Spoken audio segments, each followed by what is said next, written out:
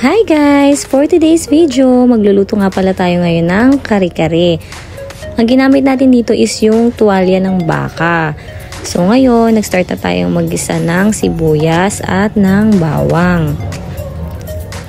After nya, ilalagay na natin yung nabili natin na tuwalya ng baka. Ito, pinressure cooker natin to ng at least 1 hour and 30 minutes para sure na malambot, hindi tayo mahirapan nguyain. Yan, bali 1/2 kilo ng tuwalya ng baka yung nabili natin sa palengke at nakakahalaga yan ng 435 pesos. So enough na yan, madami na rin naman yan. Tapos dito naman naglagay na tayo nung tubig na nilagyan natin ng annatto seed para syempre maganda-ganda yung kulay na kalalabasan ng kare-kare natin. Yan, halu-haluin lang natin yan ng hagya. Ta-transfer natin yan mamaya sa mas malaking lagayan sa kaldero. Yan. Nilagay na rin natin yung sitaw. So, bumili nga pala tayo ng sitaw. Halagang mga 40 pesos naman yan.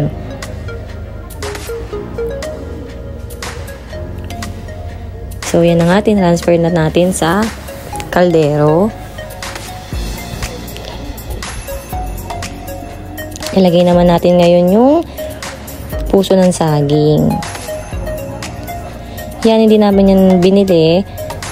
Kinuha lang namin yan dito sa puno ng saging sa likod ng bahay namin.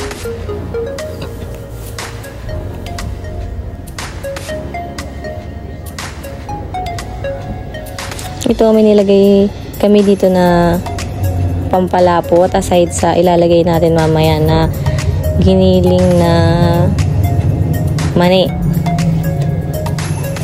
Yan, halu-haluin lang natin siya.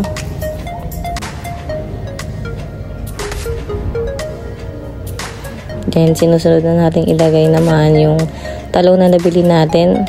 Half a kilo lang yung nabili namin kanina. So, that's 37 pesos.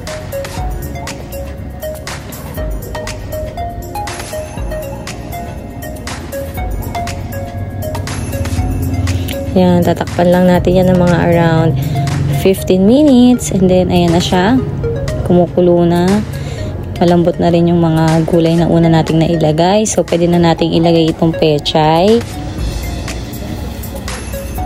Yung pechay naman, 4 na tali is 40 pesos din.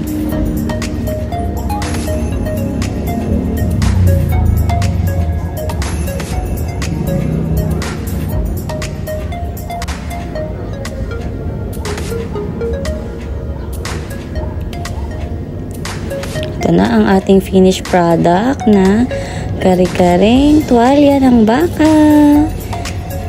Pwede na tayong kumain. Yan, malapot na siya. At mas lalapot pa yan mamaya.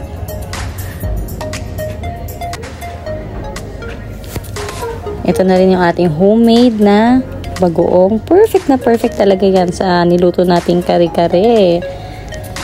Sobrang sarap ng dinner natin for today's video.